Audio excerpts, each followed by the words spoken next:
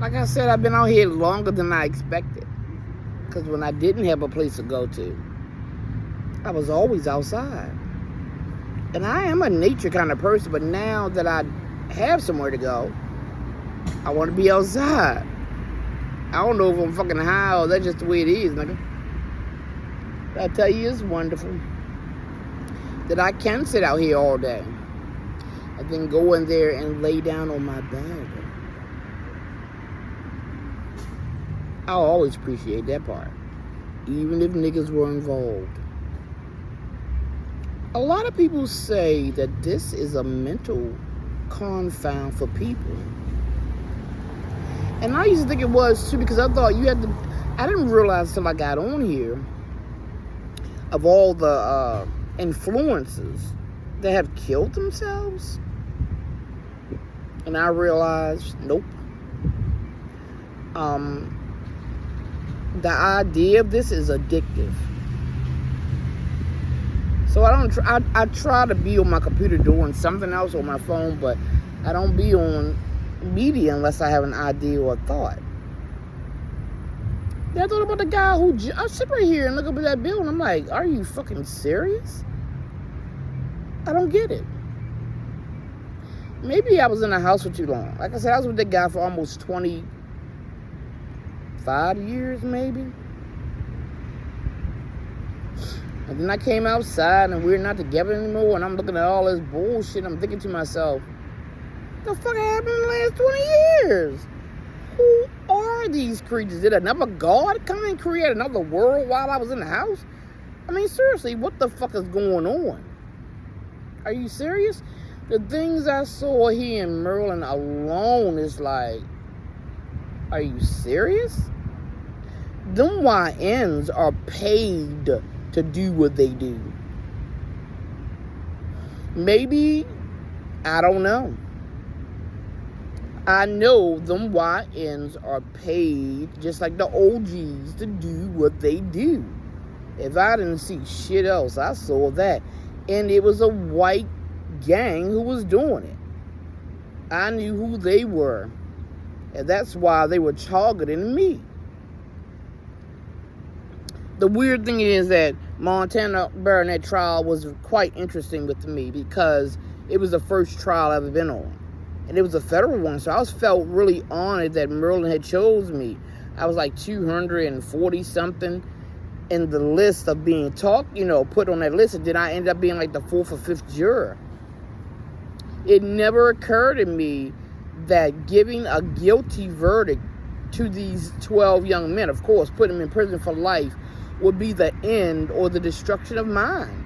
I never thought that Antoine, my ex, would get paid to join this just so he could torture me because I left him. And he lied about me for 20 fucking years to everybody. I just got a DNA test of my father. I've known my father since I was 3 years old. That nigga lied. He wanted me. He ain't want nobody to believe that I was his daughter. So that nigga fed me crack and I ain't know it and raped me with his friends. And then told everybody in the family I was a junkie, homeless, bitch-ass, dyke-ass, prostitute, whore-ass, homeless person. I was like, my father? And I wasn't surprised that everybody believed him. I was not surprised my brother, my sisters, and everybody else believed him. I knew they didn't like me. I didn't think they wanted me dead. Like, pay somebody to kill me.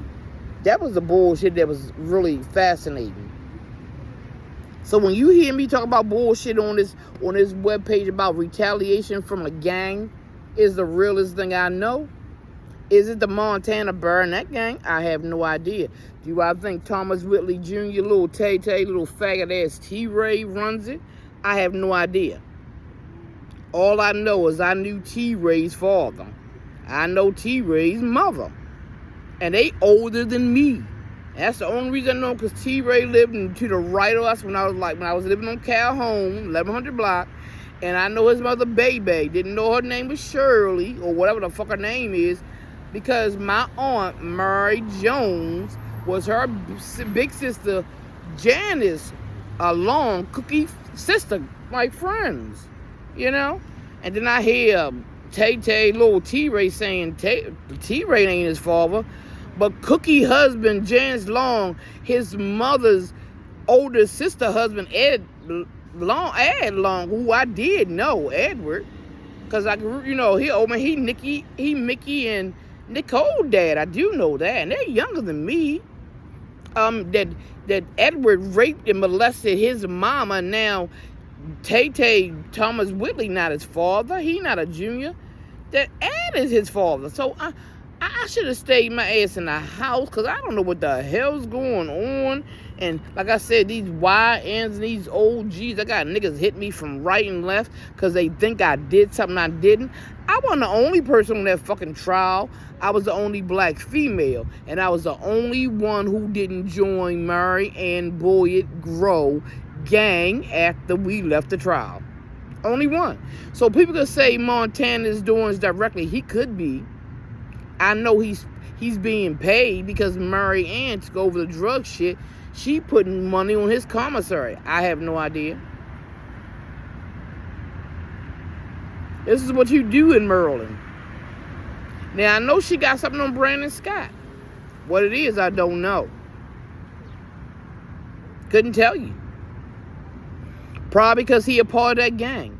Maybe he a part of gang banging girls. Maybe he's a part of gang banging boys. Maybe that little boy ain't his, and his girl got pregnant with a damn turkey bastard. How the fuck I know? But I know I'm being gang-stalked for shit I don't even know the reason for, and black men are enjoying it, and they wonder why I call them miserable sides and bullshit and all kinds of whatever they think I said. I know what I just said. But I do think they're disgusting. And I think they're a disgrace to their race. I think they hate the color they're in. Because anytime they can disgrace or degrade any black woman in their community, they don't realize that across town in East Baltimore, West Baltimore, some nigga just like you is doing to your mom when she go to Ricetown Road to go to Five Below or Burlington. She doing the same thing at Westview. Yeah, they putting that money in that car. They saying, let's put that perfume on your wrist. Same kind of nigga you are is doing the same shit to the brown-skinned sister in another neighborhood. And that's why it's the worst thing. I don't give a shit about a white man or a white woman. I'm not white. I'm not supposed to. I don't give a shit about Chicanos, Latinos, any of them. I'm not that. I'm black. I'm not supposed to. I don't give a shit about no Middle Eastern who's not African or none of that. I'm not supposed to, nigga. I'm black. That's all I'm supposed to know about, and that's all I ever want to know about. So when I say black men are worse, I mean that. This is your community, nigga, right here. It's right here part of Sandtown, too. Because you can't get nowhere if you ain't right here. This is the junction. This used to be the junction right here. Baltimore and Charles. Baltimore was west and south. Charles was east and north when I was growing up. It's going on 9 minutes. I only go to 10 for YouTube. And all I can see is black men degrading black women all over town. And then you got black women who black men feed that bullshit, doing the same thing to another black woman. We will never have unity or sisterhood or brotherhood in any black community ever. It is in our DNA. Because when you look at yourself, you looking at me. When I look at myself, I'm looking at you. I see beauty where you see nothing.